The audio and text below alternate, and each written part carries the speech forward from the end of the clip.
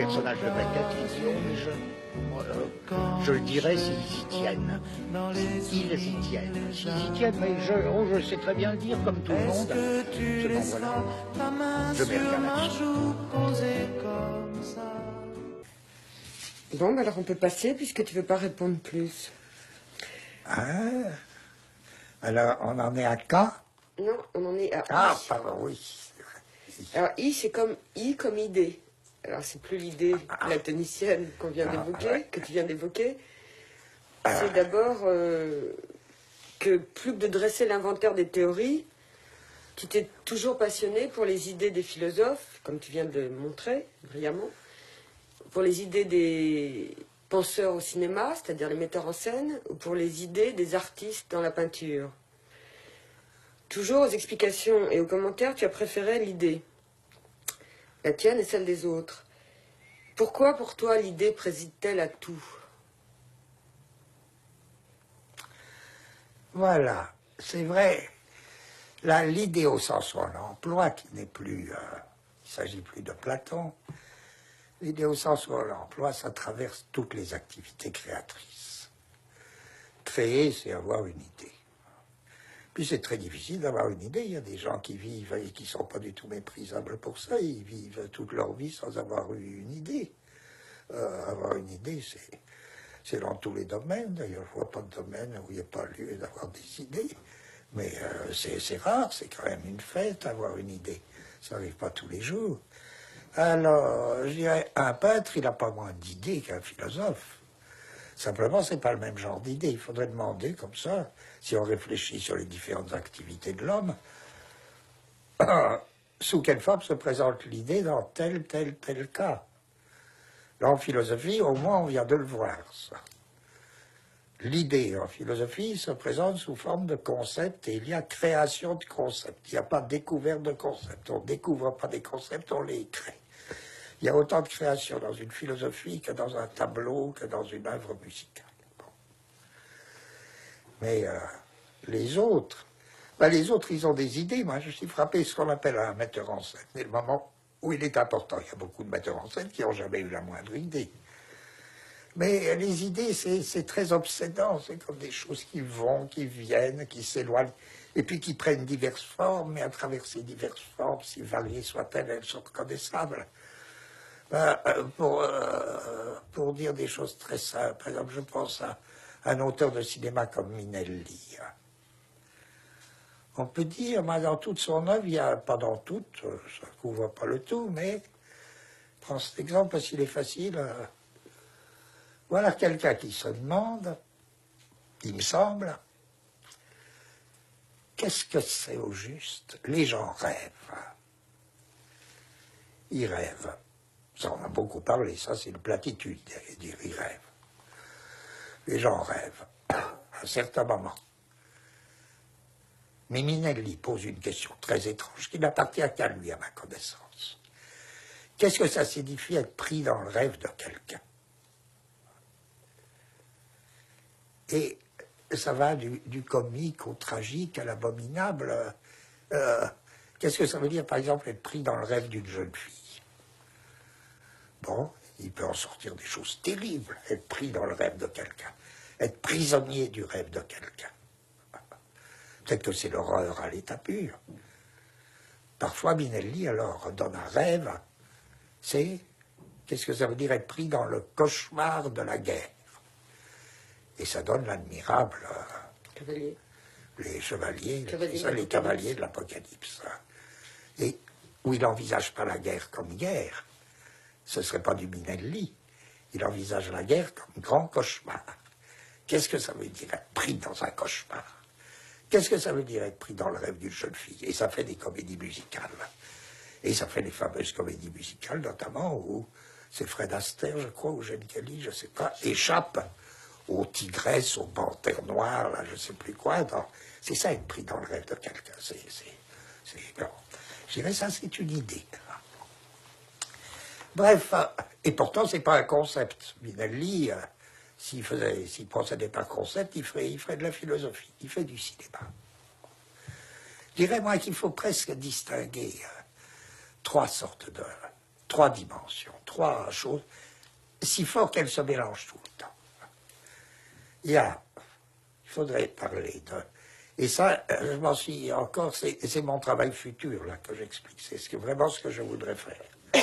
Maintenant, m'occuper de ça, essayer d'y voir clair là-dedans. Il y a des concepts, les concepts qui sont vraiment l'invention de la philosophie, et puis il y a ce qu'on pourrait appeler les percepts. Ça, c'est le domaine de l'art, les percepts. Les percepts, alors qu'est-ce que c'est les percepts? Je crois qu'un artiste, c'est quelqu'un qui crée des percepts. Alors pourquoi employer un mot bizarre, percept, plutôt que perception? Ben justement, c'est que les percepts, ce n'est pas des perceptions. Je dirais proposer, qu'est-ce qu'il veut un homme de lettres, un écrivain, un romancier? Ben, je crois qu'il veut arriver à construire des ensembles de perceptions, de sensations, qui survivent à ceux qui les éprouvent. Et que c'est ça un percept.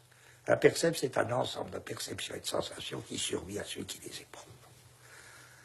Je prends des exemples. Il y a des pages de Tolstoï qui décrivent comme un peintre y arriverait à peine, quoi.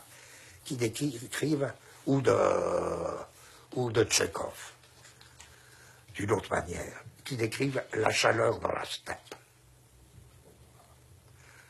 Alors c'est tout un complexe de sensations, parce qu'il y a des sensations visuelles, auditives, il y a presque gustatives, quelque chose qui entre dans la bouche, tout ça. Bon. Alors, dire, bon, eh bien, essaie de donner à ce complexe de sensations une indépendance radicale par rapport à celui qui l'éprouvait. Tolstoï aussi décrit des atmosphères. Faulkner, dans les grandes pages de Faulkner, si tu prends les très grands romanciers, ils arrivent à ça. Il y en a un qui l'a presque dit, et que j'aime beaucoup, qui est, je crois, pas très très connu en France, mais qui est un très grand romancier américain, c'est Thomas Wolfe. Thomas Wolfe, il dit dans ses nouvelles, il dit voilà, quelqu'un sort le matin et il sent un air frais, lui arrive une odeur de n'importe quoi, de pain grillé, mettons, il y a un complexe de sensations, un oiseau passe dans le ciel, il y a un complexe de sensations. Qu'est-ce que ça devient quand est mort celui qui l'éprouve, ou quand il fait autre chose? Qu'est-ce que ça devient? C'est bête, ça me paraît un peu la question de l'art, ça. L'art donne une réponse à ça. Donner une durée ou une éternité à ce complexe de sensations qui n'est plus saisi comme étant éprouvé par quelqu'un. Ou à la rigueur, qui va être saisi comme étant éprouvé par un personnage de roman, c'est-à-dire par un personnage fictif. C'est ça qui engendrera la fiction. Et qu'est-ce que fait un peintre? Ben, je crois qu'il ne fait pas que ça. Mais un peintre donne consistance à des percepts. Il arrache aux perceptions des percepts. Il y a une phrase de Cézanne qui me touche plus que tout. Il dit « L'impressionnisme ». Oui, un peintre ne fait pas autre chose, parce que me frappe beaucoup une phrase. On peut dire déjà que les impressionnistes, vraiment, ils tordent complètement la perception. On peut dire un concept philosophique à la lettre, ben ça, d'une certaine façon, ça fend le crâne, parce que c'est une habitude de penser qui est nouvelle. Les gens n'avaient pas l'habitude de penser comme ça. Bon, ça fend les crânes. Bon. Ben, un percept, ça tord, d'une certaine manière, ça tord les nerfs. On peut dire que les impressionnistes, alors là, ils inventent du percept. Hein. Mais voilà que Cézanne, il y a un mot de Cézanne que je trouve si beau, il dit quelque chose comme « il faut rendre l'impressionnisme durable ». C'est-à-dire, il n'a pas encore, le motif n'a pas acquis son indépendance. S'il s'agissait de le rendre durable, et qu'il faut de nouvelles méthodes pour rendre l'impressionnisme durable. Il ne veut pas dire simplement que le tableau se conserve davantage, il veut dire que le percept acquiert autonomie encore plus grande. Hein. Et il lui faudra de nouvelles techniques, et il lui faudra, etc. pour... et puis il y aurait une troisième sorte de chose, moi je crois, très au lien entre toutes. C'est ce qu'il faudrait appeler les affects. Donc bien sûr, il n'y a pas de percepte sans affect, tout ça. Bon. Les affects, c'est pas comme... J'essayais de définir le percept comme un ensemble de perceptions et de sensations devenues un peu indépendants de celui qui l'éprouve. Là, pour moi, les affects, c'est des devenirs. C'est des devenirs qui débordent celui qui passe par eux, qui excèdent les forces de celui qui passe par eux. C'est ça un affect. Alors, je dirais presque, est-ce que la musique, elle ne serait pas la grande créatrice d'affect? Est-ce qu'elle ne nous entraînerait pas dans des puissances qui nous dépassent, qui nous... c'est possible, mais tout ce que je veux dire, c'est que de toute manière, les trois sont liés. Je veux dire, si tu prends un concept philosophique, simplement, c'est plus des questions d'accent. Si tu prends un concept philosophique, c'est vrai qu'un concept fait voir des choses. Il fait voir des choses. Par là, les philosophes, ils ont quand même un côté voyant, en tout cas dans le cas de ceux que j'aime. Spinoza, il fait voir. Même il est un des philosophes les plus voyants qui soit. Nietzsche, il fait voir des choses. Et aussi, c'est des lanceurs d'affects fantastiques. Si bien qu'à ce moment-là, il faut vraiment parler, et ça vient tout seul à l'esprit. Il y a une musique de ces philosophies-là. Alors, je crois, et inversement, on a beau dire, la musique, elle fait voir des choses très étranges. Quoi. Ne serait-ce même parfois des couleurs, elle fait voir, mais des couleurs qui n'existent pas hors d'elle, en dehors d'elle, musique. Et les percepts aussi, tout ça, c'est très lié. Et moi, je rêverais d'une espèce de circulation, les uns dans les autres, des concepts philosophiques, des percepts picturaux, des affects musicaux. Et c'est pas étonnant qu'il y ait des résonances, que si indépendants, soit c'est des travaux ce sont des travaux de genres complètement différents, mais qui ne cessent pas de se pénétrer. Ouais.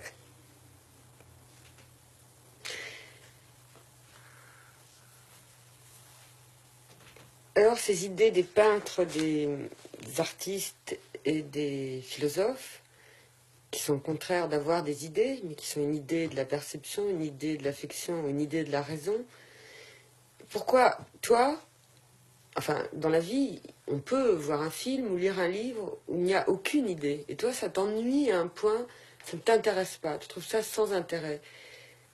Il n'y a absolument aucun intérêt pour toi à regarder quelque chose qui peut être amusant ou à lire quelque chose qui peut être divertissant s'il n'y a pas cette idée, s'il n'y a pas d'idée.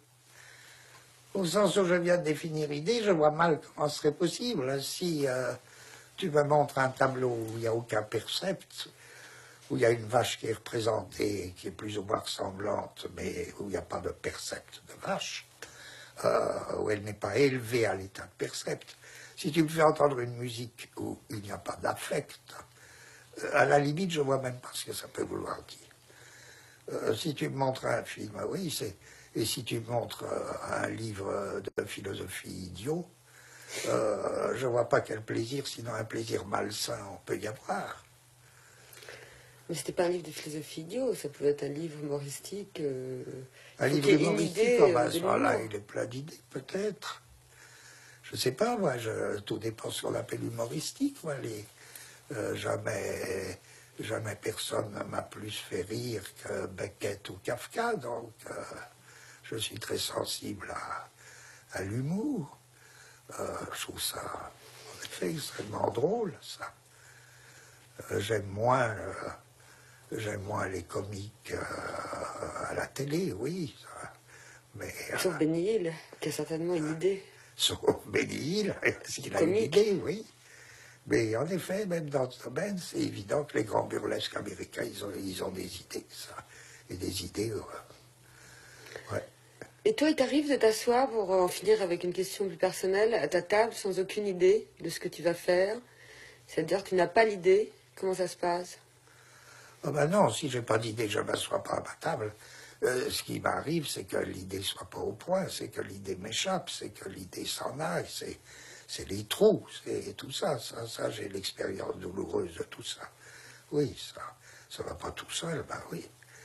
Puisque les idées n'existent pas, toutes faites, il faut les faire, hein, encore une fois.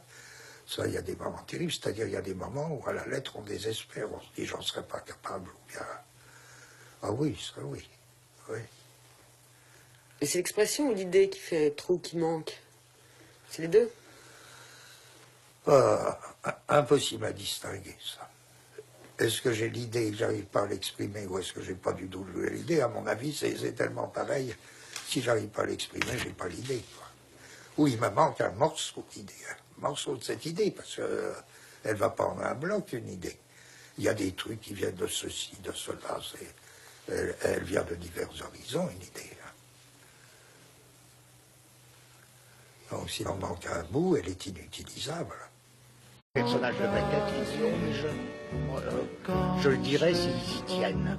Ils y tiennent. S'ils y tiennent, mais je sais très bien le dire comme tout le monde. Seulement voilà, je mets rien là-dessus. Utilisable. Alors J, c'est joie. Alors, c'est un concept auquel tu tiens beaucoup, puisque c'est un concept spinoziste, et c'est Spinoza qui a fait de la joie un concept de résistance et de vie. Évitons les passions tristes et vivons avec la joie pour être au maximum de notre puissance. Donc il faut fuir la résignation, la mauvaise conscience, la culpabilité, tous les affects tristes qu'exploitent prêtres, juges et psychanalystes. Donc on voit tout à fait ce qui pouvait te plaire dans tout ça. Alors d'abord, je voudrais que tu distingues la joie de la tristesse, et pour Spinoza, et forcément pour toi. Est-ce que la distinction de Spinoza, d'abord, est totalement la tienne? Est-ce que tu as trouvé quelque chose le jour où tu as lu ça? Ah oui, parce que c'est les textes, alors, les plus extraordinairement chargés d'affect. Chargés d'affect chez Spinoza. Et moi, ça revient à dire, il me semble, je simplifie beaucoup, mais ça revient à dire, la joie, c'est tout ce qui consiste à remplir une puissance. Vous éprouvez de la joie lorsque vous remplissez, lorsque vous effectuez une de vos puissances. Alors, qu'est-ce que c'est? Bon, revenons à nos exemples. Hein. Je conquiers, si peu que ce soit, un morceau de couleur. J'entre un peu dans la couleur. On compte la joie que ça peut être, la joie. C'est ça, remplir une puissance, effectuer une puissance. J'ai rempli une puissance. Mais alors, c'est le mot puissance qui est équivoque. Au contraire, la tristesse, c'est quoi? C'est lorsque je suis séparé d'une puissance que, à tort ou à raison, ou dont, à tort ou à raison, je me croyais capable. Ah, j'aurais pu faire ça. Mais les circonstances, ou bien c'était pas permis, ou bien etc. Et alors là, c'est la tristesse. Il faudrait dire, toute tristesse est l'effet d'un pouvoir sur moi. Un instant, tu cadrais. Bon, mais c'était à Gilles de parler, il en était au rapport entre, à l'opposition joie-tristesse. Oui, je dis effectuer quelque chose de sa puissance, c'est toujours bon. C'est ce que dit Spinoza. Évidemment, ça pose des problèmes, il faut des précisions. C'est que il n'y a pas de puissance mauvaise, quoi. Pas de puissance mauvaise. Ce qui est mauvais, c'est pas... Ce qui est mauvais, ou bien ce qui est mauvais, il faudrait dire, c'est le plus bas degré de la puissance. Et le plus bas degré de la puissance, c'est le pouvoir. Je veux dire, la méchanceté, c'est quoi? C'est empêcher quelqu'un de faire ce qu'il peut. La méchanceté, c'est empêcher quelqu'un de d'effectuer sa puissance. Si bien qu'il n'y a pas de puissance mauvaise. Il y a des pouvoirs méchants. Et peut-être que tout pouvoir, et peut-être que tout pouvoir est méchant par nature, pas forcément, c'est peut-être trop facile de dire ça. Mais c'est bien l'idée de la confusion du pouvoir et de la puissance, elle est ruineuse, parce que le pouvoir sépare toujours les gens qui sont soumis de ce qu'ils peuvent. Si bien que c'est de là que part Spinoza. En effet, tu disais, la tristesse, elle est liée aux prêtres, aux tyrans, Aux juges. Aux juges. Parce que c'est perpétuellement des gens, n'est-ce pas, qui séparent leur sujet de ce qu'ils peuvent, qui interdisent des effectuations de puissance.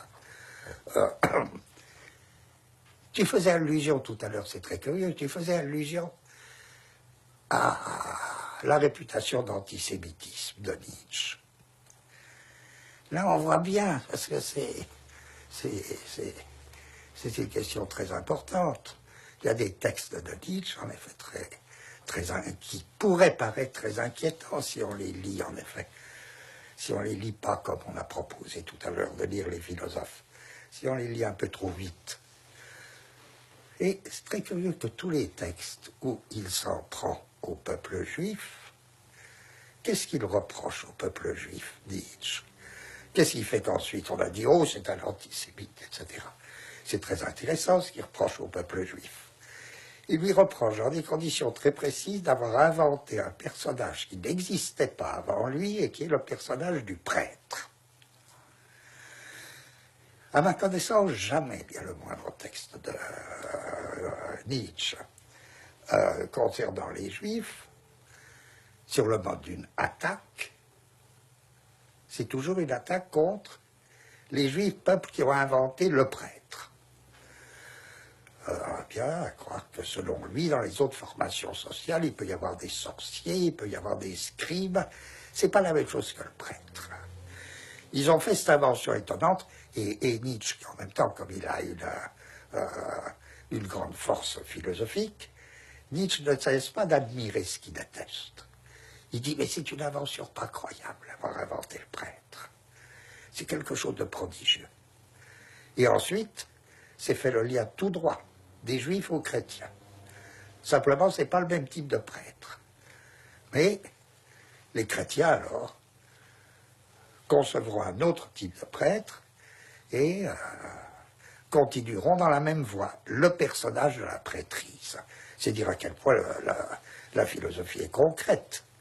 Je dirais, Nietzsche est à ma connaissance le premier philosophe à avoir inventé, créé le concept de prêtre.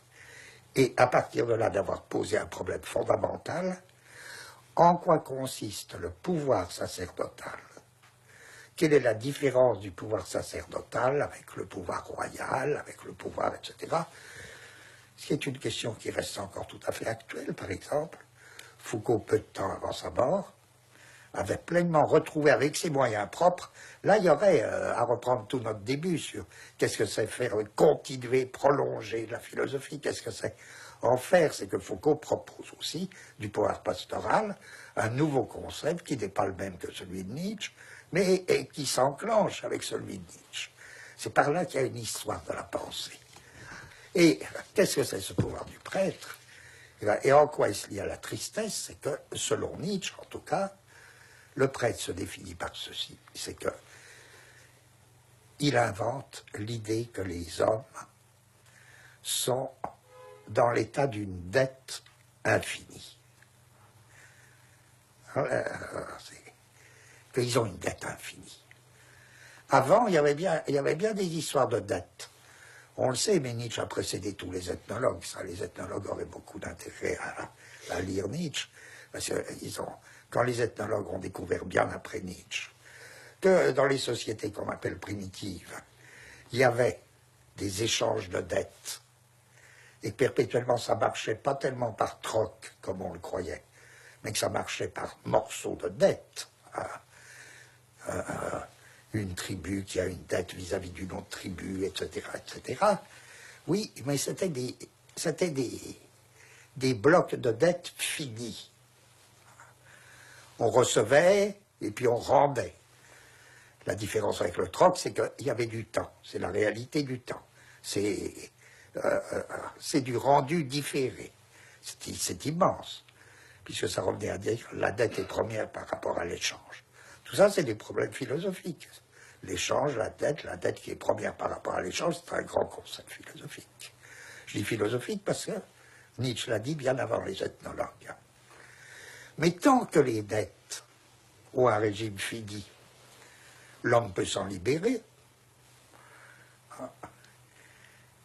Lorsque le prêtre juif invoque l'idée, en vertu d'une alliance, d'une dette infinie du peuple juif vis-à-vis de son Dieu, lorsque les chrétiens reprennent ça sous une autre forme, l'idée de la dette infinie liée au péché originel, c'est un personnage du prêtre très curieux, dont il appartient à la philosophie de faire le concept. Et en tant que, s'il se trouve, je ne dis pas que la philosophie soit forcément athée, mais dans le cas d'auteurs comme Spinoza, qui déjà avait esquissé une analyse du prêtre juif, notamment dans le traité théologico-politique, comment il arrive que les concepts philosophiques soient de véritables personnages. C'est pour ça que c'est tellement concret, la philosophie. Faire le concept du prêtre, eh ben, c'est comme un autre type d'artiste ferait le tableau du prêtre, le portrait du prêtre. Ben, le concept du prêtre, mené par Spinoza et puis par Nietzsche, et enfin par Foucault, je dis que ça forme une lignée passionnante. Ben, moi, je voudrais, par exemple, aussi m'enchaîner là-dedans, voir un peu qu'est-ce que c'est que ce pouvoir pastoral. On dit qu'il ne marche plus, il faut voir ce qu'il a repris. C'est pour ça que je disais, en effet, la psychanalyse, c'est un nouvel avatar du pouvoir pastoral. Or, en quoi il se définit? C'est pas la même chose que les tyrans, les prêtres, il ne faut pas tout confondre, mais ils ont au moins en commun de tenir leur pouvoir des passions tristes qu'ils inspirent aux hommes, du type repentez-vous au nom de la dette infinie, vous êtes objet de la dette infinie, etc. Par là, ils ont du pouvoir. Tu vois, c'est en sens que le pouvoir, c'est toujours un obstacle mis à l'effectuation des puissances. Tandis que, je dirais, tout pouvoir est triste. Oui. Même si ceux qui ont le pouvoir se réjouissent beaucoup de l'avoir, c'est une joie triste. Hein. Il y a des joies tristes. C'est une joie triste. En revanche, la joie, c'est l'effectuation d'une puissance. Encore une fois, je ne connais pas de puissance qui soit méchante. Le typhon est une puissance. Il doit se réjouir dans son âme, mais c'est pas d'abattre les maisons qu'il se réjouit, c'est d'être.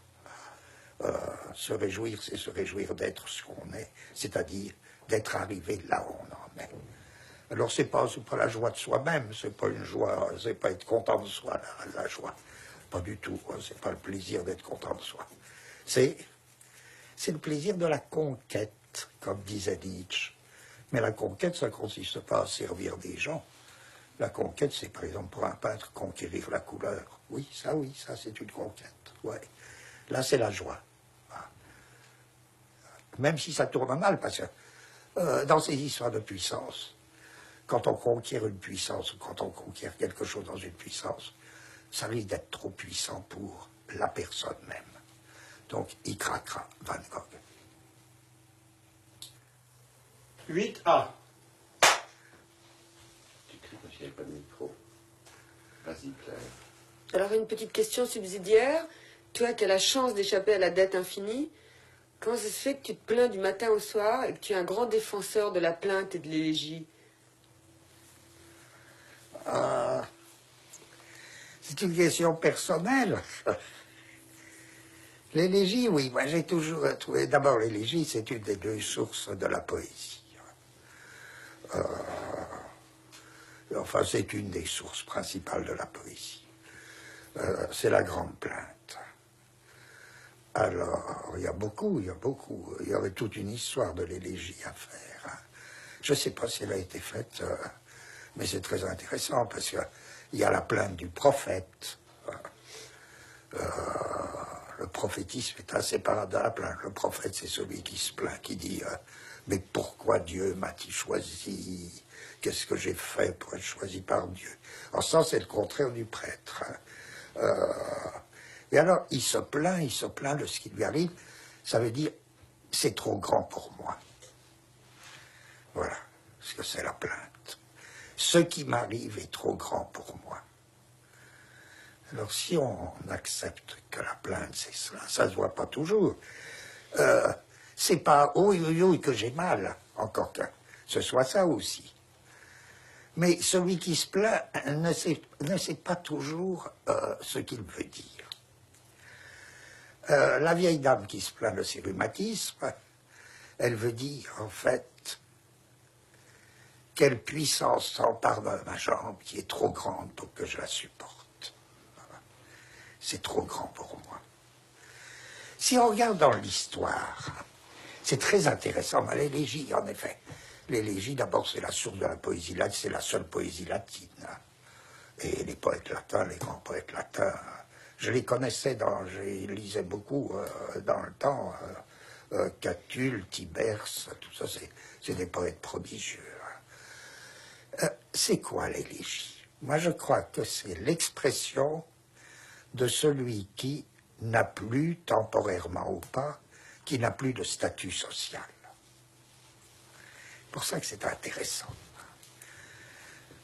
Un pauvre vieux se plaint, oui, d'accord. Un type sur les galères se plaint. C'est pas du tout la tristesse, c'est bien autre chose, c'est la revendication. Il y a quelque chose dans la plainte qui est étonnant. Et il y a une adoration dans la plainte, c'est comme une prière, la plainte. Alors, les complaintes populaires, il faut tout mettre là-dedans. Je disais la plainte du prophète. La plainte, là, d'un sujet que tu connais bien, puisque tu l'as tant travaillé, la plainte de l'hypocondriaque. L'hypocondre, c'est quelqu'un qui se plaint, et l'intensité des plaintes hypocondriaques sont belles. Pourquoi ai-je un foie? Pourquoi ai-je une rate? C'est même pas qu'est-ce que ça me fait mal, c'est pourquoi ai-je des organes? Pourquoi je suis... enfin, c'est sublime, la plainte. La plainte populaire, la complainte de l'assassin, la complainte qui est chantée par le peuple. Hein. Je dis, et c'est les exclus sociaux qui sont en situation de plainte. Il y a un spécialiste chinois, pas chinois, qui est hongrois, je crois, qui s'appelle Tekei, qui avait fait des études sur l'élégie chinoise.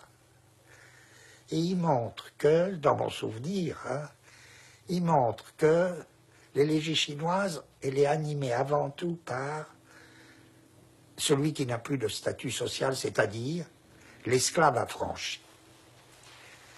Un esclave tout court, il a encore un statut, si malheureux qu'il soit. Il peut être très malheureux, il peut être battu, tout ce qu'on veut, il a quand même un statut social. Quand il est affranchi, il y a des périodes où il n'y a pas de statut social pour l'esclave affranchi. Il est hors de tout. Ça a dû être un peu comme ça, la libération des Noirs en Amérique, avec l'abolition de l'esclavage. Quand il y a abolition de l'esclavage, ou bien en Russie, et on n'a pas encore prévu de statut. Ils se trouvent exclus. Ce qu'on interprète bêtement en disant, vous voyez bien, ils reviennent comme esclaves. Mais ils n'ont aucun statut, ils sont exclus de toute communauté. Alors à ce moment-là, naît la grande plainte. Aïe, aïe, aïe, aïe, aïe. Mais c'est pas la douleur qu'ils ont. C'est une espèce de chance. C'est pour ça que c'est une source poétique. Moi, j'aurais pas été philosophe ou j'aurais été une femme. J'aurais voulu être une pleureuse. La pleureuse, c'est vrai parce que la plainte monte, c'est un art, quoi. Et puis, ça a un côté un peu perfide. Ça veut dire, vous chargez pas de me plaindre, me touchez pas. C'est un peu comme les gens trop polis. Et moi, que je crois, les gens trop polis, et je voudrais être de plus en plus poli, c'est me touchez pas. Me touchez pas. Alors, c'est une espèce de... Ben, la plainte, c'est la même chose. Me plaignez pas, je m'en charge. Mais en s'en chargeant soi-même, on transforme la plainte. Encore une fois, c'est Ce qui m'arrive est trop grand pour moi. C'est ça la plainte. Alors, moi, je veux bien dire tous les matins, ce qui m'arrive est trop grand pour moi, parce que c'est la joie. D'une certaine manière, c'est la joie à l'état pur, mais qu'on a la prudence de cacher, parce qu'il y a des gens qui n'aiment pas tellement que les gens soient joyeux. Il faut donc la cacher dans une espèce de plainte. Mais cette plainte, c'est pas seulement la joie, parce que c'est en même temps une folle inquiétude, en effet. Effectuer une puissance, peut-être, mais à quel prix? Est-ce que je ne vais pas y laisser ma peau? Dès qu'on effectue une puissance, je parle même de choses aussi, en apparence simple, qu'un peintre qui aborde la couleur, est-ce qu'il ne va pas y laisser la peau? Mais à la lettre, après tout. Je ne crois pas que ce soit faire de la littérature, dire que la manière dont Van Gogh est allé dans la couleur est plus liée à sa folie qu'à des histoires de psychanalyse, et que c'est des rapports avec la couleur qui interviennent aussi, en tout cas. Eh ben, quelque chose risque de me briser. C'est trop grand pour moi. Voilà ce que c'est la plainte. C'est trop grand pour moi. En malheur ou en bonheur. Généralement en malheur, mais enfin, c'est détail, ça. Ouais. Personnage de médiatisation, mais je le dirais s'ils y tiennent. Ils y tiennent. S'ils y tiennent, mais je sais très bien le dire comme tout le monde. Seulement voilà, je mets rien là-dessus. Ouais. Bah, c'est très bien répondu. Alors, K, c'est Kant. De tous les philosophes à qui tu as consacré une étude, Kant semble le plus éloigné de ta propre pensée. Pourtant, tu dis que tous les auteurs que tu as étudiés ont quelque chose en commun. Alors d'abord, est-ce qu'il y a quelque chose en commun entre Kant et Spinoza? Ce qui n'est pas évident.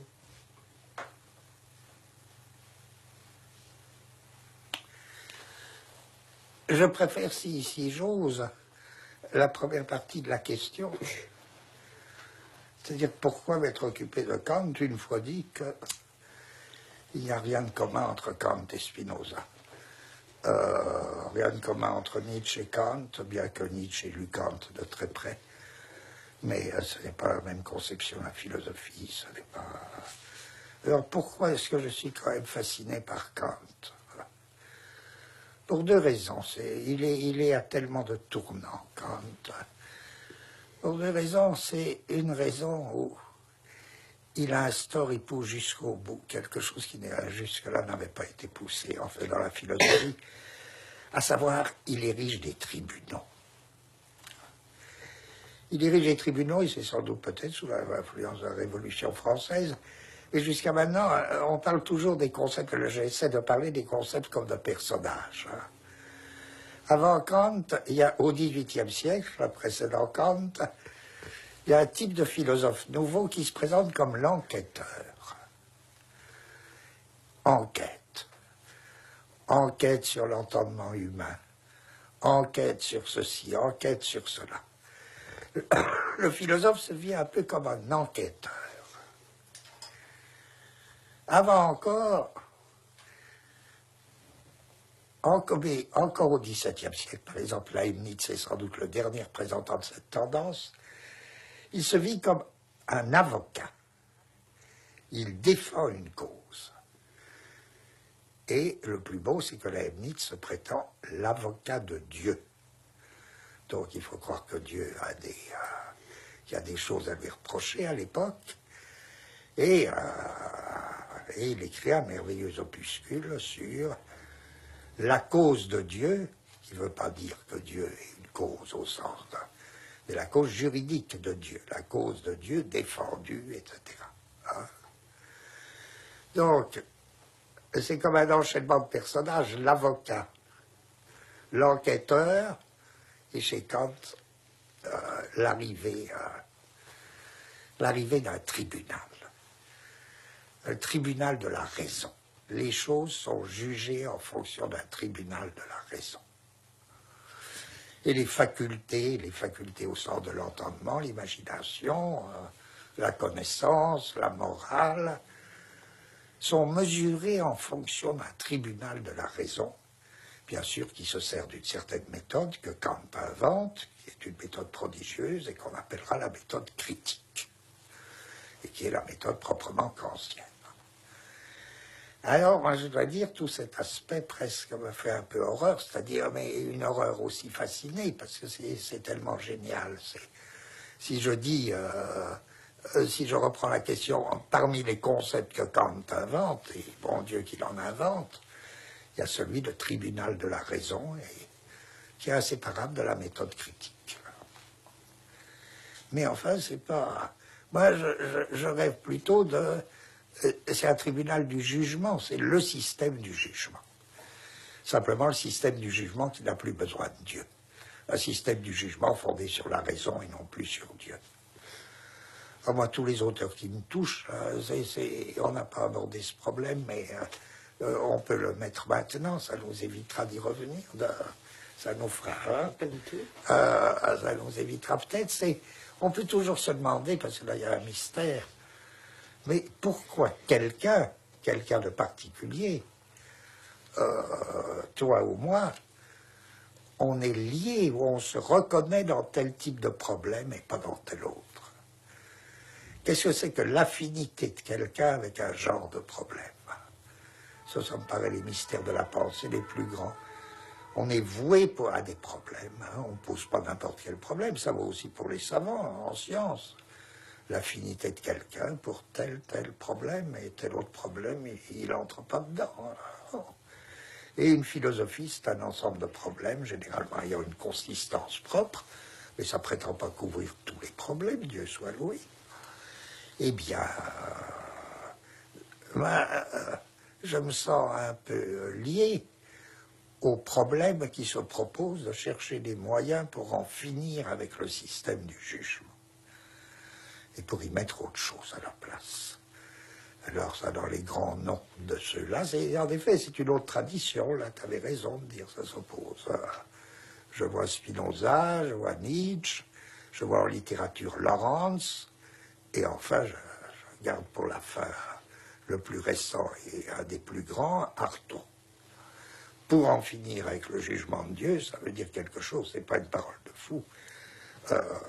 C'est vraiment à prendre à la lettre pour en finir avec le système du jugement. Bien.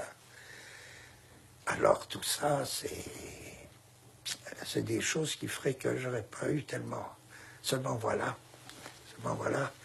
Là-dessous, c'est comme toujours, lorsque je dis, il faut toujours chercher sous les concepts les problèmes. Et là-dessous, il y a des problèmes étonnants de Kant, qui sont des merveilles, D'abord, il est le premier à avoir fait un renversement de concept étonnant. Là aussi, c'est pour ça que ça me rend tellement triste lorsque les gens, et même au niveau du bachot, lorsqu'on apprend aux jeunes gens une philosophie abstraite, sans essayer même, peut-être que c'est pas possible, de leur faire participer à des problèmes qui sont des problèmes fantastiques quand même, autrement intéressants que je ne sais pas quoi. Je peux dire jusqu'à Kant, par exemple, le temps dérivait du mouvement. Il était second par rapport au mouvement. Il était considéré comme un nombre du mouvement ou une mesure du mouvement. Qu'est-ce que fait Kant? Peu importe comment il le fait, quoique. Par là, il y a création d'un concept. Donc, on ne cesse pas dans tout ça, dans tout ce que je dis, il n'y a que ça. Hein? On ne cesse pas d'avancer dans qu'est-ce que veut dire créer un concept. Il crée un concept parce qu'il renverse la subordination. Avec lui, c'est le mouvement qui dépend du temps. Et du coup, le temps change de nature. Il cesse d'être circulaire, parce que lorsque le temps est subordonné au mouvement, pour des raisons qui seraient trop longues, finalement, le grand mouvement, c'est le mouvement périodique, c'est le mouvement de rotation des astres, c'est le mouvement périodique des astres, donc le mouvement est circulaire. Au contraire, lorsque le temps se libère du mouvement et que c'est le mouvement qui dépend du temps, à ce moment-là, le temps devient une ligne droite. Et je pense toujours au mot de Borges, parce que, quoique il ait peu de choses à voir avec Kant, lorsque Borges dit « un labyrinthe plus terrible que tout labyrinthe circulaire, un labyrinthe en ligne droite. Ça, c'est une merveille, mais c'est Kant. C'est lui qui dégage le temps. Et puis, il y a ces histoires de tribunal, là, qui mesurent le rôle de chaque faculté en fonction de tel but. Voilà qui se heurte à la fin de sa vie, puisqu'il est un des rares à avoir écrit très, très, très vieux un livre où il renouvelait tout. La critique du jugement. Il arrive à l'idée qu'il faut bien que les facultés aient des rapports désordonnés les unes avec les autres. Qu'elles se heurtent, se réconcilient, tout ça, mais qu'il y ait une bataille des facultés qui n'ait plus de mesure, qui ne soit plus justiciable d'un tribunal. Il lancera sa théorie du sublime, sa conception du sublime, où les facultés entrent dans des discordances, dans des accords discordants. Alors tout ça, ça me plaît infiniment. Ces accords discordants, ce labyrinthe qui n'est plus qu'une ligne droite, son renversement du rapport. Je veux dire, toute la philosophie moderne a découlé de ça. Que c'était plus le temps qui dépendait du mouvement, mais que le mouvement dépendait du temps. C'est des créations de concepts fantastiques et toute la conception du sublime avec les accords discordants entre les facultés, ça me touche énormément. Donc, que dire? C'est évident que c'est un très très grand philosophe. C'est un très grand philosophe. Et il y a tout un soubassement chez lui qui m'enthousiasme. Et ce qui est construit dessus ne me dit rien, mais ça va. J'en juge pas. C'est juste un système du jugement avec lequel je voudrais finir, mais j'en juge pas. Et la vie de Kant? Oh, la vie de Kant. Non, parce que je voulais te donner une question sur Quincy. C'était pas prévu, ça. Hein? Si. 10 A. Un instant, c'est bien vrai. Vas-y, Pierre. Alors, il y avait un autre aspect qui aurait pu te plaire aussi dans Kant, c'est l'aspect que rapporte Thomas de Quincey, c'est-à-dire cette fantastique vie réglée par des habitudes, une petite promenade, la vie d'un philosophe tel qu'on peut l'imaginer dans une vision d'Épinal, enfin, quelque chose de très particulier, et auquel on pense quand on pense à toi. C'est-à-dire quelque chose d'assez réglé. L'habitude étant énorme. Moi, je crois dans que... la vie de travail. Oui, je vois bien ce que tu veux dire, mais parce que le texte de Quincy t'enthousiasme, et moi, il m'enthousiasme aussi, c'est un chef-d'œuvre. Et je dirais que ça appartient à tous les philosophes. Alors, ils n'ont pas les mêmes habitudes, mais que ce soit des créatures d'habitude, alors ça a l'air de dire qu'ils ne connaissent pas et c'est forcé que ce soit des créatures d'habitude. Parce que Spinoza, j'ai pas l'impression que Spinoza, il avait beaucoup aussi d'inattendu. Il avait une vie, là, avec ses lentilles, il polissait ses lentilles, il est supposé polir ses lentilles, il recevait des visites, comme ça, bon... Il gagnait sa vie en polissant des lentilles. C'était pas une vie qui semble très agitée, sauf par les remous politiques de l'époque. Mais Kant aussi avait des remous politiques intenses. Alors, et puis tout ce qu'on dit sur les appareils vestimentaires de Kant, qui s'inventaient des machines pour remonter, je sais pas quoi, son caleçon ou sur ses bas, enfin, tout ça, ça le rend très très charmant s'il y avait besoin. Mais tous les philosophes, hein, c'est un peu ce que dit Nietzsche, les philosophes, ils sont généralement chastes, pauvres, tout ça, et il ajoute, seulement essayer de deviner à quoi ça leur sert, à quoi cette chasteté leur sert, à quoi cette pauvreté leur sert, etc. Kant, bon, il avait sa petite promenade quotidienne, mais c'est rien ça. Qu'est-ce qui se passait dans sa petite promenade quotidienne? Qu'est-ce qu'il regardait? Oh, ça, il faudrait le savoir. Mais enfin, que les philosophes soient des êtres d'habitude, moi je crois que l'habitude, c'est, je vais te dire, c'est contempler, c'est la contemplation de quelque chose, l'habitude. Vraiment, l'habitude au vrai sens du mot, c'est contempler. Donc, qu'est-ce qu'il contemplait dans Je sais pas, moi, mes habitudes, si, mais enfin, c'est honteux, moi, mes habitudes, oui, j'ai plein d'habitudes, c'est des contemplations. Je vais à une contemplation. Parfois, c'est des choses que je suis le seul à voir, quoi. Bon, c'est ça une habitude. Bon. Alors, elle, c'est littérature. Elle, nous passons à elle. Déjà. Oui. Alors, la littérature hante tes livres de philosophie et ta vie. Tu lis et tu relis beaucoup de livres. Et de la littérature. Ce qu'on appelle la grande littérature. Tu as toujours traité les grands écrivains comme des penseurs. Entre le Kant et le Nietzsche, tu écris Proust et les signes, qui est un livre célèbre, et que tu augmenteras par la suite. Lewis Carroll, Zola, dans Logique du sens, Mazoc, Kafka, la littérature anglaise américaine. Et on a même parfois l'impression que c'est à travers la littérature, plus qu'à travers l'histoire de la philosophie, que tu inaugures une nouvelle pensée. Alors je voudrais savoir d'abord si tu as toujours beaucoup lu. Ah oui. Oui, oui, oui. À un moment, je lisais beaucoup plus de philosophie, puisqu'il fallait, ça faisait partie de mon métier, de mon apprentissage. Alors, j'avais plus beaucoup de temps pour lire les romans, mais des grands romans, j'en ai lu toute ma vie, oui. De plus en plus, d'ailleurs. Alors, est-ce que ça me sert pour la philosophie? Sûrement, ça me sert. Par exemple, ce que je dois à Fitzgerald, qui est pourtant pas un romancier très philosophe, ce que je dois à Fitzgerald est immense. Ce que je dois à Faulkner est très grand aussi. Bien. Oui, et j'oublie, là, j'ai pas bien.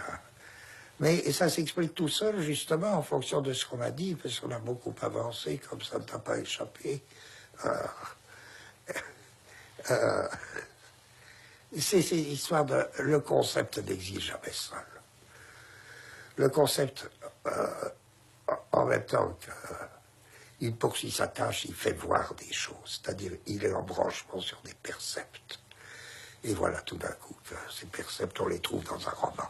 Il y a des communications perpétuelles du concept au percept. Alors, plus il y a des problèmes de style qui sont les mêmes en philosophie et en littérature. Les grands personnages de la littérature, alors posons une question très simple, les grands personnages de la littérature, ben, c'est des grands penseurs. Hein. Je sors de relire beaucoup de Melville. Ça va de soi que le capitaine Ahab est un grand penseur. Ça va de soi que Bartleby est un penseur d'une autre manière. C'est pas le même genre de penseur, mais c'est un penseur. En tout cas, ils nous font penser, si bien qu'une œuvre littéraire trace autant de concepts en pointillés que de percepts, oui, ça, complètement. Simplement, c'est pas la tâche du littérateur, parce qu'il ne peut pas tout faire à la fois. Il est pris dans ce problème des percepts, et faire voir, faire percevoir, et créer des personnages. Créer des personnages, tu te rends compte ce que c'est créer un personnage. C'est une chose effarante. Et le philosophe, il crée des concepts, bon, mais il se trouve que ça communique beaucoup, parce que le concept, par certains aspects, est un personnage. Et le personnage a la dimension d'un concept. Je crois. Tu sais, ce qu'il y a de commun, pour moi, ce qu'il y aurait de commun, c'est que les deux activités, la grande littérature et la grande philosophie, témoignent pour la vie. C'est ce que j'appelais la puissance tout à l'heure. Ils témoignent pour la vie. C'est même pour ça qu'ils n'ont pas beaucoup de santé, quoi. Que les grands auteurs n'ont pas une très bonne santé. Sauf parfois, il y a des cas, Victor Hugo, oui, Victor Hugo, c'est tellement, mais il ne faut pas dire ils n'ont pas beaucoup de santé, puisqu'il y en a au contraire qui ont une très grande santé. Mais pourquoi y a-t-il des littérateurs qui n'ont pas grande santé du type et c'est les mêmes, peut-être par qui passent, mais un flot de vie. C'est justement pour ça. D'une certaine manière, que ce soit la petite santé de Spinoza ou la petite santé de Lawrence, qu'est-ce que c'est qu'il est... C'est presque un peu ce que je disais sur la plainte.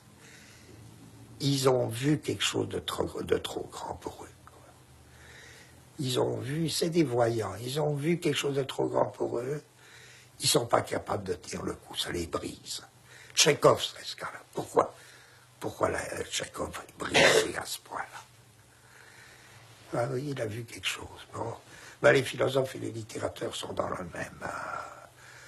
même point. Il y a des choses qu'on arrive à voir et dont à la lettre, ben, d'une certaine manière, on ne revient pas. Qu'est-ce que c'est ces choses? Ça varie beaucoup pour les auteurs. Mais généralement, c'est précisément des percepts à la limite du soutenable. Ou des concepts à la limite du pensable. C'est ça qui fait.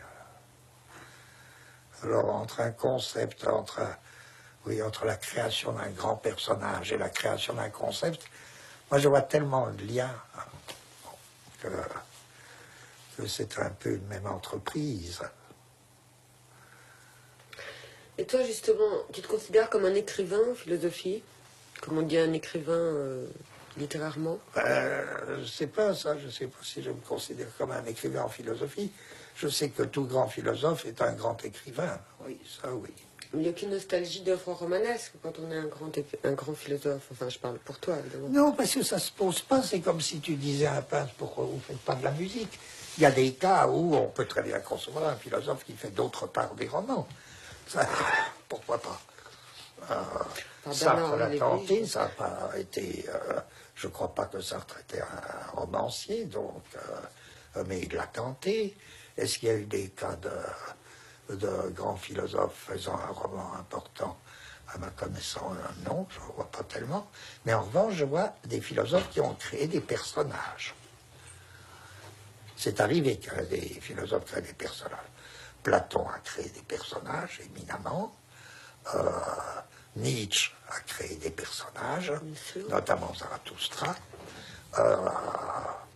Donc, là, il y a ces croisements dont on parle tout le temps, et la création de Zarathustra m'apparaît poétiquement et littérairement une réussite immense, tout comme les personnages de Platon, quoi.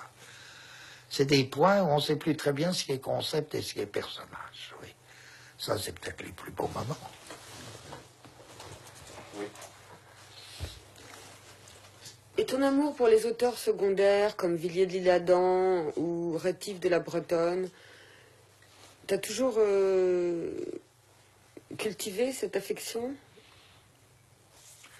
Il est extrêmement bizarre d'entendre dire que Villiers de l'Isle-Adam est un auteur secondaire. Mais la question...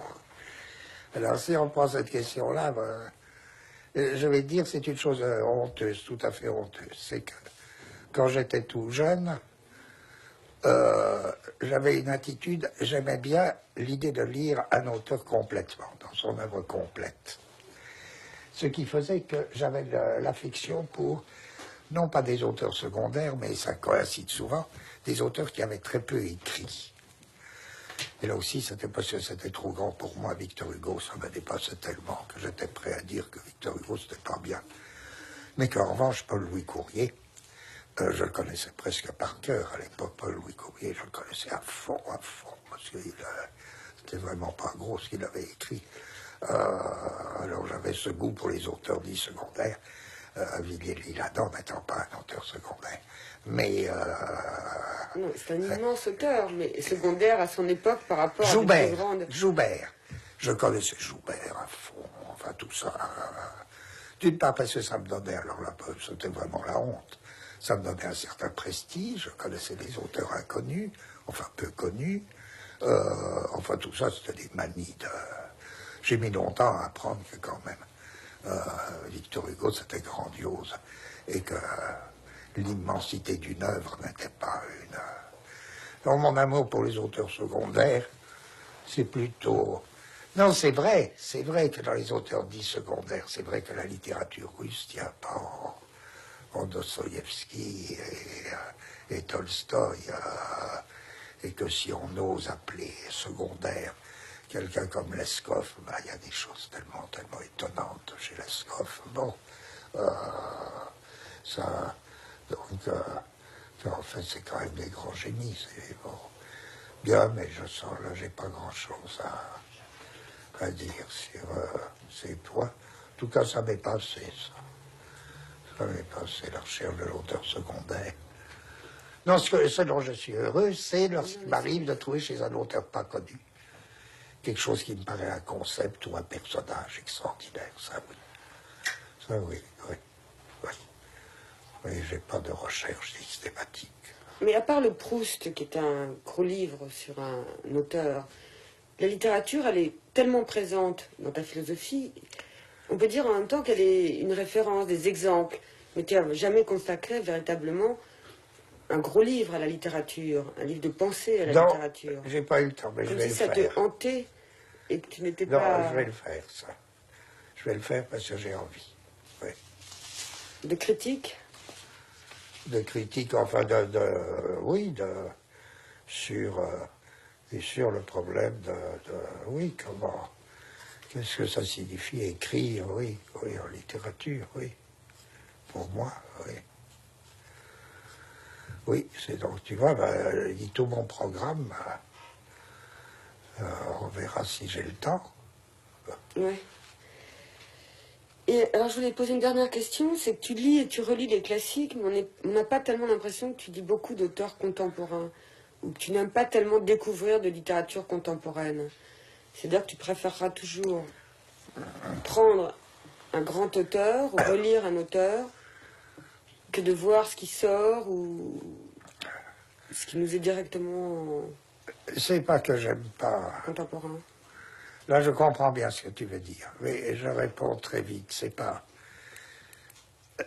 du tout que j'aime pas. C'est que c'est une véritable activité spéciale et très difficile. Et là aussi, où il faut être formé. Très difficile dans une production contemporaine d'avoir le goût. C'est exactement comme les gens qui trouvent de nouveaux peintres. Hein. Là aussi, c'est pas par... Ça s'apprend, ça. Ça s'apprend. Moi, j'admire énormément les gens qui vont dans les galeries et qui disent et qui ont le sentiment que là, il y a vraiment un peintre. Hein. Mais moi, j'en suis pas capable. J'ai toujours donc eu besoin. Pour te donner raison, il m'a fallu, moi, 5 ans pour comprendre un peu la nouveauté de Beckett, ça tout de suite, j'ai eu. Mais la nouveauté de Robbe-Grillet. J'étais aussi bête que les plus bêtes, parlant de Robbe-Grillet à ses débuts. Je ne comprenais rien. Il m'a fallu le temps, il m'a fallu 5 ans. Moi, je ne suis pas, à cet égard, je ne suis pas un découvreur. Alors, en philosophie, je crois, là, je suis plus sûr de moi, parce que je suis tout de suite sensible au ton nouveau et à ce qui est, au contraire, nul, de la répétition, des choses 1000 fois dites, ça. Mais dans le roman, je suis très sensible, là, je suis juste assez sûr de moi pour ce qui a été déjà 1000 fois dit, ce qui ne présente aucun intérêt. Mais savoir si... Ça m'est arrivé une fois pour Faraci. Il faut être juste, j'ai quand même trouvé à ma manière, j'ai trouvé quelqu'un qui me semblait un très très bon romancier jeune, qui est Armand Faraci. Bon, mais je veux dire, là, la question que tu me poses est pleinement justifiée, mais j'y réponds en disant, faut pas croire que ce soit qu'on puisse, sans expérience, juger de ce qui se fait. Alors je me dis presque que moi, ce que je préfère, c'est ce qui arrive, et encore une fois, ce qui fait ma joie, c'est lorsque ce que je fais, moi, de mon côté, a de l'écho chez ou bien un jeune écrivain, ou bien un jeune peintre. Je me dis pas pour ça, il est bon et moi aussi je suis bon. Je me dis pas ça. Mais là, j'ai un type de rencontre avec ce qui se passe actuellement qui est d'un autre mode. Je veux dire, mon insuffisance radicale quant au jugement est compensée par ces rencontres avec des gens qui font des choses ayant écho avec ce que je fais, et inversement. Et pour la peinture et le cinéma, par exemple, elles sont favorisées, ces rencontres, tu y vas. Est-ce que pour les librairies, on t'imagine mal entrant dans une librairie et regardant les livres qui sont sortis dans les 2 mois qui viennent de s'écouler? Oui, en effet. Mais c'est peut-être lié aussi à l'idée que ça va pas fort en ce moment. idée qui n'est pas dans ma tête et qui n'est pas préconçue, qui est évidente, que la littérature va pas très fort en ce moment, et puis qu'elle est tellement corrompue, là, alors on parle même pas de tout ça, qu'elle est tellement corrompue par le système. Distribution, prix, etc., que c'est même plus la peine, quoi. Personnage de 24 je le dirais s'ils y tiennent. Ils y tiennent. S'ils y tiennent, mais je sais très bien le dire comme tout le monde. Seulement voilà, je mets rien là-dessus. Bon, on va passer à M. Est-ce que tu ne veux pas en dire plus? 12A. C'est quand même. On peut, Jean? On peut. Vas-y. Alors, M, c'est maladie. Maladie. Juste après le point final du manuscrit de Différences et répétitions en 1968, tu es hospitalisé pour une très grave tuberculose. Toi qui avais su dire à propos de Nietzsche et Spinoza à quel point les grands passeurs avaient des petites santé, tu es obligé de vivre désormais, donc dès 68, avec la maladie. Est-ce que tu savais si tu étais tuberculeux depuis longtemps ou est-ce que tu savais si ton mal était là depuis longtemps? Du mal, oui, je savais que j'avais quelque chose de mal depuis longtemps. Mais je crois que je suis comme la plupart des gens. Enfin, j'avais pas un désir de savoir énorme. Et puis, comme la plupart des gens, je pensais évidemment que c'était un cancer. Donc j'étais pas pressé. Et puis, bon, je savais pas que c'était la tuberculose, non, mais je savais bien, jusqu'à ce que je crache du sang, oui. Alors, moi je suis un enfant de la tuberculose, mais à un moment où elle ne présentait plus aucun danger, c'est-à-dire où il y avait les antibiotiques. C'était assez sérieux, 10 ans avant, ou 3 ans avant, ça devait être le début des... quelques années avant, je ne pouvais pas y survivre. Mais là, il n'y avait plus aucun problème. En plus, c'est une maladie qui ne comporte pas de douleur. Je peux dire que j'ai été très malade, mais que c'est un grand privilège, une maladie sans souffrance, une maladie guérissable, sans souffrance. Bon, c'est à peine une maladie, c'est-à-dire c'est une maladie, oui, c'est vrai. Mais avant, j'ai jamais eu une santé immense. Je veux dire, j'ai toujours été très fatigable.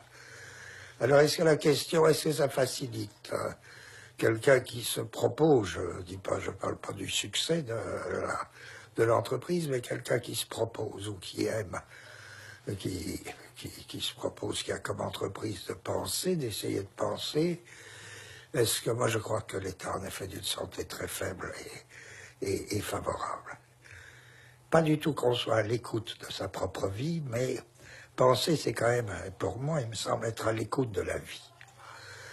Alors, c'est pas ce qui se passe en soi, être à l'écoute de la vie, c'est tellement autre chose que penser à sa propre santé. Mais je pense qu'une santé fragile favorise ce genre d'écoute. Lorsque je disais ces grands auteurs comme Laurence ou Spinoza, d'une certaine manière, ils ont vu quelque chose de trop grand, de si grand que c'était trop pour eux.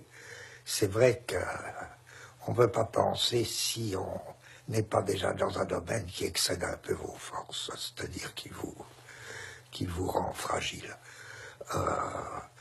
Bon, moi j'ai toujours eu en effet une santé un peu fragile, et là, alors ça s'est affirmé à partir du moment où j'avais été tuberculeux, là, j'acquérais tous les droits d'une santé fragile. C'était, oui. Oui. C'est bien comme tu dis. Mais tes rapports aux médecins et aux médicaments ont changé à partir de ce moment-là. C'est-à-dire que tu as dû voir des médecins, tu as dû prendre des médicaments d'une façon régulière. Et ça, c'est comme une contrainte quand même. Surtout que les médecins, tu les aimes pas beaucoup. Oui, personnellement, c'est pas une question de personne, parce que je suis souvent tombé, comme tout le monde, sur des médecins charmants, délicieux. Mais c'est un type de pouvoir, ou la manière dont il manie le pouvoir, alors, pour retrouver aussi, on ne cesse pas plus de retrouver des questions déjà comme si la moitié des lettres comportaient la totalité. Ça repliait sur la totalité. La manière dont ils manient leur pouvoir me paraît odieuse. Ils sont odieux, quoi. En tant que médecins, ils sont odieux. J'ai une grande haine pour, non pas pour la personne des médecins, au contraire, qui est souvent charmante, mais j'ai une grande haine pour le pouvoir médical et la manière dont les médecins utilisent ce pouvoir. Il y a quelque chose qui me ravit, moi, c'est que, et c'est en même temps ce qui les mécontente, c'est lorsque j'arrive, comme ils travaillent de plus en plus avec des appareils et des épreuves, d'ailleurs assez désagréable pour le patient, épreuves dont on a l'impression qu'elles n'ont absolument aucun intérêt, sauf de réconforter leur diagnostic, de le confirmer. Mais si c'est des médecins quand même de talent, ils ont déjà leur diagnostic, que les épreuves cruelles ne viennent que réconforter. Ils jouent de ces épreuves d'une manière inadmissible. Alors moi, ce qui faisait ma joie, c'est chaque fois que j'ai passé ou j'ai pu passer sous un de leurs appareils. C'est-à-dire que mon souffle était trop mince pour être enregistré par l'appareil, ou bien on n'a pas pu me faire de, je ne sais plus comment ça s'appelle, un truc, une prise de cœur. On n'a pas pu me la faire. Une échographie. Une échographie, oui, parce que je passais aussi sous l'appareil, là. Et ma joie, c'est qu'à ce moment-là, ils sont fous furieux. Je crois qu'à ce moment-là, ils haïssent leurs pauvres patients. Parce que ils acceptent très bien de se tromper de diagnostic, mais ils n'acceptent pas qu'on ne soit pas pris par leurs appareils. Mais sinon, je trouve que... et puis ils sont trop incultes, ils sont trop, comment dirais-je, ou alors quand ils se lancent dans la culture, c'est une catastrophe. Enfin, ce sont des drôles de gens, les médecins. Et ma consolation, c'est qu'ils gagnent beaucoup d'argent, mais qu'ils n'ont pas le temps de le dépenser vraiment. Enfin, ils n'ont pas le temps d'en profiter, parce qu'ils mènent une vie extrêmement dure. Enfin oui, les médecins ne m'attirent pas beaucoup, indépendamment des personnalités, encore une fois, qui peuvent être exquises, mais dans leur fonction, ils traitent les gens comme des chiens. Alors ça, c'est vraiment la lutte de classe, parce que si on est un peu riche, ils sont déjà beaucoup plus polis. Sauf en chirurgie, où là c'est un cas spécial, les chirurgiens, c'est encore un autre cas. Mais les médecins, ça va pas fort. Faudrait une réforme quand même. Ouais, il y a un problème. Ouais. Et les médicaments que tu dois prendre tout le temps? Oui, ça j'aime bien, oui. Ça m'ennuie pas. Les médicaments, ça m'ennuie pas. Ça fatigue, évidemment. Mais ça t'amuse de prendre des médicaments? Quand il y en a beaucoup dans mon état actuel, oui, parce qu'il y en a beaucoup. Alors, ce petit tas tous les matins, ça a quelque chose, c'est une bouffonnerie, quoi. Mais j'ai le sentiment que c'est très utile aussi, oui. Très utile. Moi, j'ai toujours été, même dans le domaine de la psychiatrie, j'ai été pour les médicaments. J'ai toujours été pour la pharmacie, quoi. Ouais. Et cette fatigue dont on a parlé, qui est très liée à ta maladie, mais dont tu dis qu'elle était déjà là avant la maladie, en effet, on pense au texte de Blanchot sur la fatigue, dans l'amitié, mais la fatigue, ça tient une très grande place dans ta vie. C'est-à-dire que parfois même, on a l'impression que c'est une excuse à beaucoup de choses qui t'ennuient. Tu te sers de la fatigue, et la fatigue t'a toujours servi.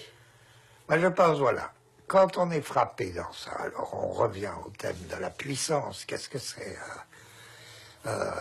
réaliser un peu de puissance, faire ce qu'on peut, faire ce qui est dans votre puissance. Je me dis, c'est une notion assez complexe, car ce qui vous frappe d'impuissance, par exemple une santé fragile ou une maladie, il s'agit de savoir quel usage en faire, pour, à travers elle, récupérer un peu de puissance.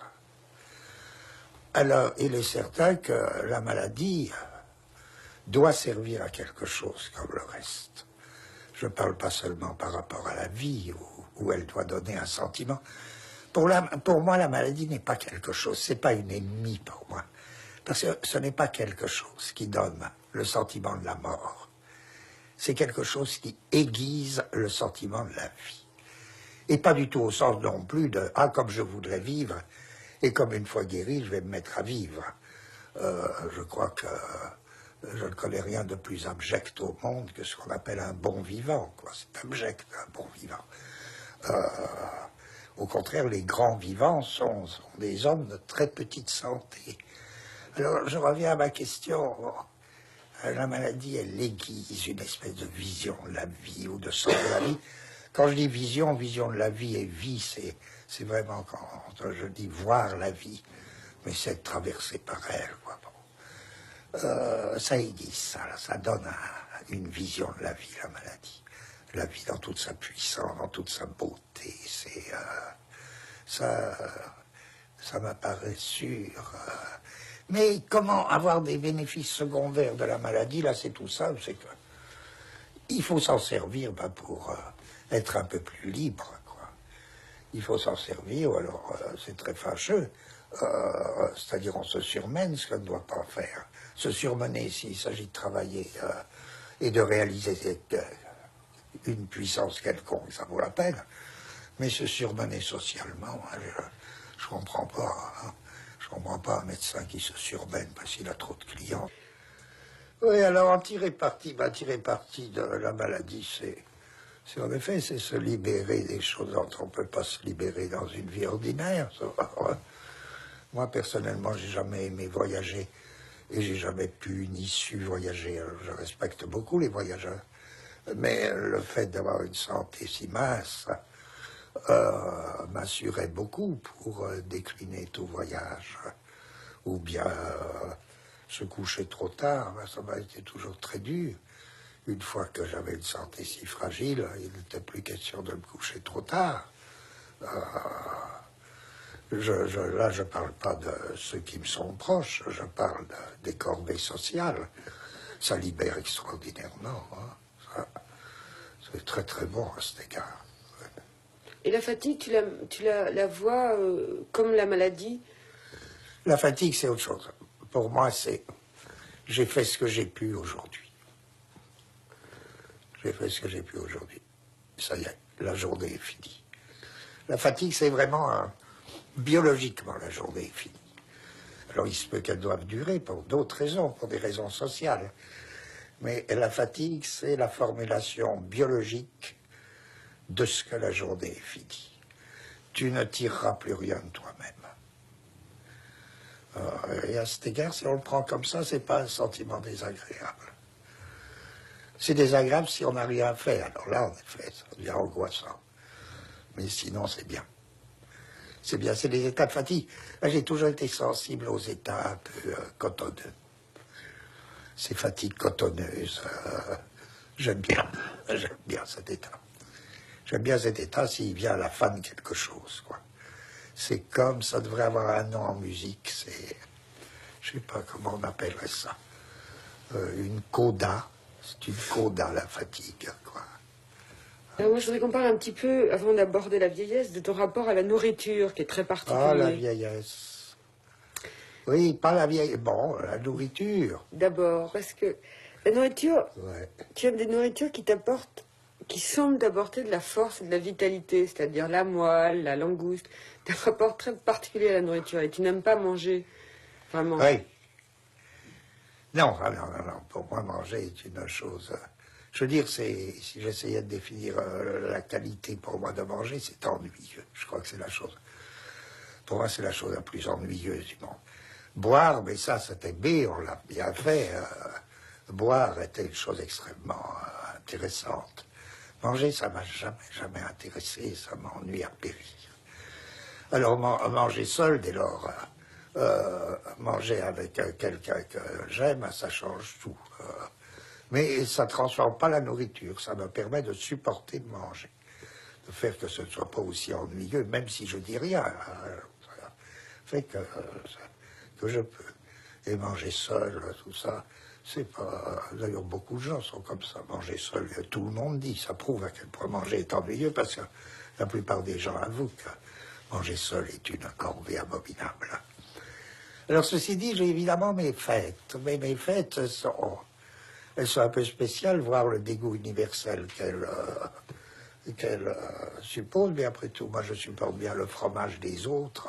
Oui, tu n'aimes pas le fromage. Donc il faut aimer, parmi les gens qui haïssent le fromage, je suis un des rares à être tolérant, c'est-à-dire à ne pas m'en aller ou à ne pas chasser ceux qui mangent du fromage. J'ai toujours supporté ce goût qui me paraît à peu près du même type que le cannibalisme, quoi. Ça me paraît une horreur absolue. Mais alors, si on me demande dans les faits de quoi serait composé mon repas préféré, là, qui serait pour moi une fête insensée, c'est vrai que je reviens toujours à trois choses, parce qu'il y a trois choses qui me paraissent sublimes et qui pourtant sont proprement dégoûtantes. C'est la langue, la cervelle et la moelle. Alors j'imagine, et là c'est des choses très nourrissantes, alors déjà avaler tout ça ce serait... Mais il y a des restaurants à Paris, il y a quelques restaurants à Paris, je l'ai appris, qui vous servent de la moelle, mais je ne peux plus rien manger après, ils en servent beaucoup, des petits carrés de moelle, c'est assez fascinant d'ailleurs. La cervelle et puis la langue. Alors si j'essayais de mettre ça au point avec ce qu'on a dit, tu vois, c'est une espèce de trinité, parce que on pourrait dire, et c'est trop des anecdotes, tout ça, on pourrait dire que la cervelle, c'est Dieu, c'est le Père, que la moelle, c'est le Fils, puisque c'est lié aux vertèbres qui sont des petits crânes. Dieu, c'est le crâne. Les petits crânes vertèbres, c'est le Fils. Donc la moelle, c'est le Fils. C'est Jésus. Et la langue, c'est le Saint-Esprit, qui est la puissance même de la langue. Hein. Ou bien alors, ça pourrait aller aussi, mais là, je ne sais pas. C'est le concept, la cervelle. La moelle, c'est l'affect, et la langue, c'est le percept. Faut pas trop demander pourquoi, mais je sens que là, ce sont des trinités très... Ouais, voilà. Là. Enfin, ce serait ça, un repas fantastique pour moi. Et la vieillesse? Est-ce que ça m'est arrivé d'avoir les trois à la fois? Peut-être un anniversaire, des amis me feraient un repas comme ça, oui. Hein? Une fête. Voilà, ouais. Et en même temps, tu pourrais pas manger ces trois choses, puisque tu nous parles de ta vieillesse. Ça serait trop, oui. Tous les jours, constante. Ah, la vieillesse. Oui, mais écoute, la vieillesse. Il y a quelqu'un qui a su parler de la vieillesse, c'est Raymond DeVos. Alors bien sûr, on peut toujours dire encore autre chose, mais il a dit le meilleur. Moi, je trouve que la vieillesse, c'est un âge, mais splendide, splendide. C'est splendide, bien sûr, il y a beaucoup d'embêtements. On a pris une certaine lenteur, hein, on est lent, ça, oui. Mais le pire, c'est lorsque quelqu'un vous dit « Mais non, vous n'êtes pas si vieux que ça, parce qu'il ne comprend pas ce que c'est que la plainte. » Moi, je me plains, je dis, oh là là, je suis vieux, c'est-à-dire, j'invoque les puissances de la vieillesse, c'est des puissances. Et voilà, quelqu'un me dit, croyant me remonter, mais non, t'es pas si vieux que ça. À ce moment-là, j'y foutrais un coup de canne, je sais pas ce que je fais, puisque il ne s'agit pas de me dire, alors que je suis dans ma complainte de la vieillesse. Il ne s'agit pas de me dire, mais non, t'es pas si vieux que ça, au contraire, faut me dire. En effet, oui. Alors, mais c'est une joie pure, je veux dire. La joie, elle vient d'où, à part cette lenteur. Ce qui est terrible dans la vieillesse, il ne faut pas quand même rigoler. Ce qui est terrible dans la vieillesse, c'est quoi? C'est la douleur et la misère. Mais ça, c'est pas la vieillesse. Je veux dire, ce qui est pathétique, ce qui fait que la vieillesse est une chose triste, c'est les pauvres gens qui ont ni assez d'argent pour vivre, ni ce minimum de santé, ni cette petite santé dont je parle, et qui ont des souffrances. C'est ça qui est abominable, mais c'est pas la vieillesse. La vieillesse, c'est pas un mal du tout. La vieillesse avec assez d'argent et avec assez de santé restante, mais c'est formidable. Et c'est formidable pourquoi? Ben, je crois d'abord parce qu'il n'y a plus que dans la vieillesse. D'abord, on y est arrivé. C'est pas rien. Alors, c'est pas un sentiment de triomphe, mais enfin, le fait est qu'on y est arrivé. On y est arrivé, après tout, dans un monde qui comporte des guerres, des saletés de virus, tout ça. On a traversé tout ça, les virus, les guerres, les saloperies. On y est arrivé. Et c'est un moment où il n'est plus question d'une chose, c'est être. Être. Il n'y a plus être ceci, être cela, c'est être. Le vieux, c'est quelqu'un qui est, c'est un point, c'est tout. On peut toujours dire, oh, il est maussade, oh, il n'est pas de bonne humeur, il est tout court. Quoi. Oh, il a acquis le droit d'être tout court. Parce qu'un vieux, quand même, quelqu'un de vieux, il peut toujours dire, moi j'ai des projets, mais c'est vrai et c'est pas vrai. J'ai des projets, mais pas à la manière dont quelqu'un de 30 ans a des projets. J'espère bien faire, là, ces 2 livres auxquels je tiens. Un sur la littérature, un sur la philosophie, j'espère bien, mais ça n'empêche pas. Je suis libre de tout projet. Je suis libre de tout projet. Je suis libre de... on est plus susceptible, tu sais, quand on est vieux. 14A. On n'a plus de susceptibilité, et puis on n'a plus de déception fondamentale, quoi, je veux dire, on est beaucoup plus désintéressé, je veux dire, on aime les gens vraiment pour eux-mêmes.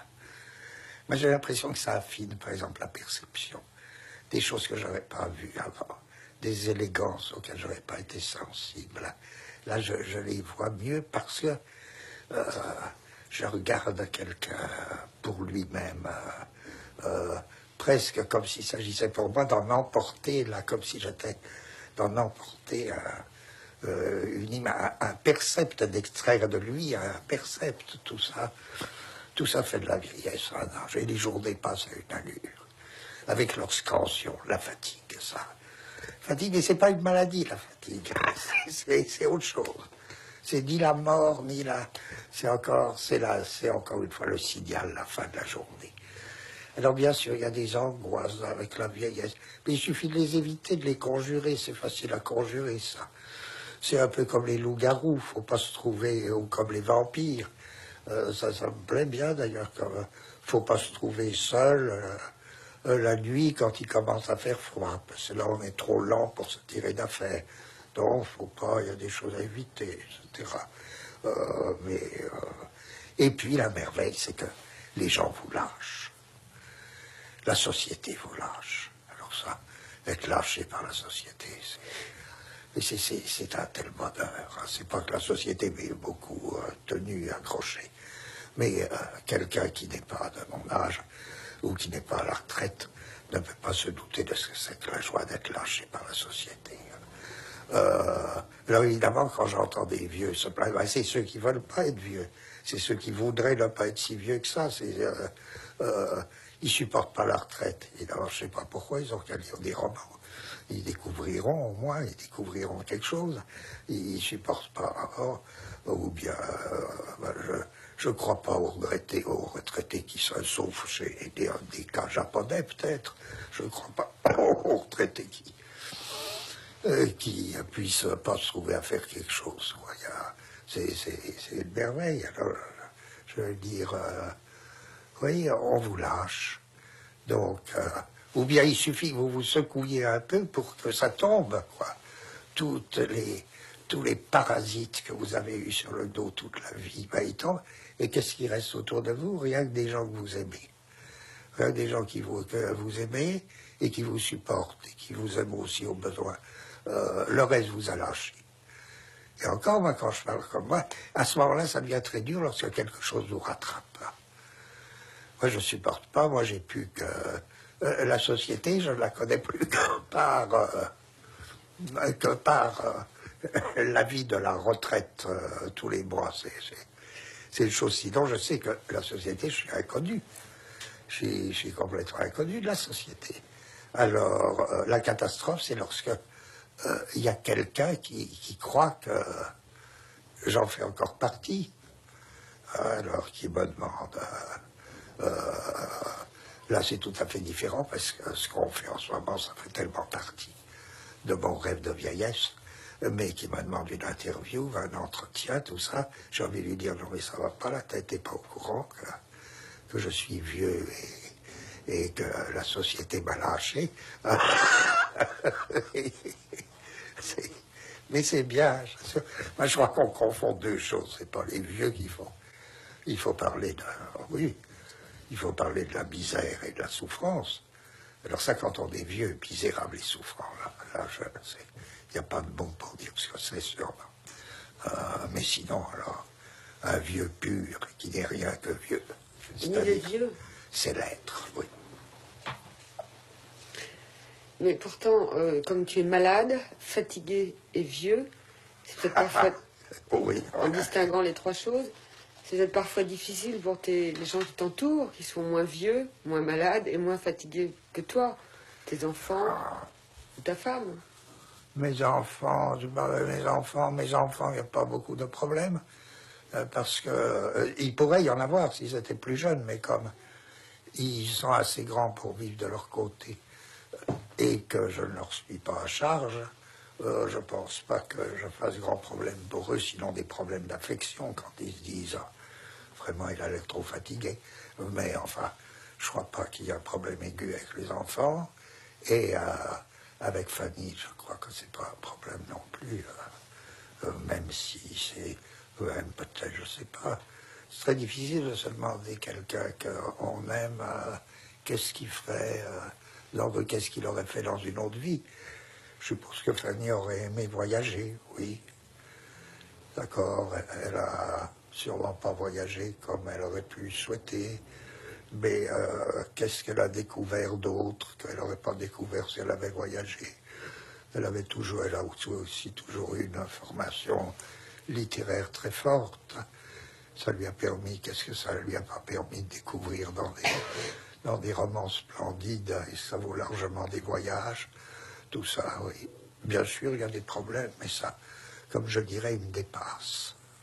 Et pour en finir, les projets, par exemple, quand tu abordes tes projets de prochains livres, le livre sur la littérature et le dernier livre, qu'est-ce que la philosophie, en quoi c'est amusant de les aborder vieux, ces projets? Quand tu disais tout à l'heure, peut-être qu'ils aboutiront pas, mais il y a quelque chose de rigolo là aussi. Parce que c'est une chose merveilleuse, tu sais. D'abord, quand même, il y a toute une évolution. Et quand on est vieux, on a une certaine idée de ce qu'on souhaite faire, qui devient de plus en plus pur. Je veux dire, qui devient de plus en plus épuré. Je conçois, si tu veux, les fameuses lignes d'un dessinateur japonais, des lignes si pures, et puis il n'y a rien, une petite ligne, tout ça. Je peux concevoir ça que comme le projet d'un vieux. Quelque chose qui soit si pur, si rien, et en même temps qui soit tout, qui soit tellement merveilleux.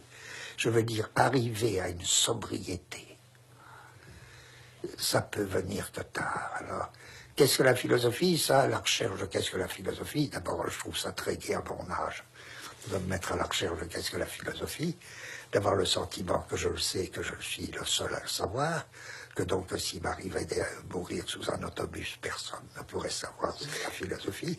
Tout ça, c'est des choses extrêmement agréables pour moi. Mais maintenant, j'aurais pu faire un livre sur qu'est-ce que la philosophie il y a 30 ans. Je sais que ça aurait été que ça aurait été un livre mais très différent, très différent de ce que je conçois maintenant, où je voudrais arriver à une espèce de sobriété telle oui, alors ou bien je le réussirai ou bien pas, mais je sais que c'est maintenant qu'il faut que je le conçoive. Qu'avant j'aurais pas su le faire, maintenant je me dis que je suis capable de le faire, oui. Mais en tout cas, qui ne ressemblera pas. Bon.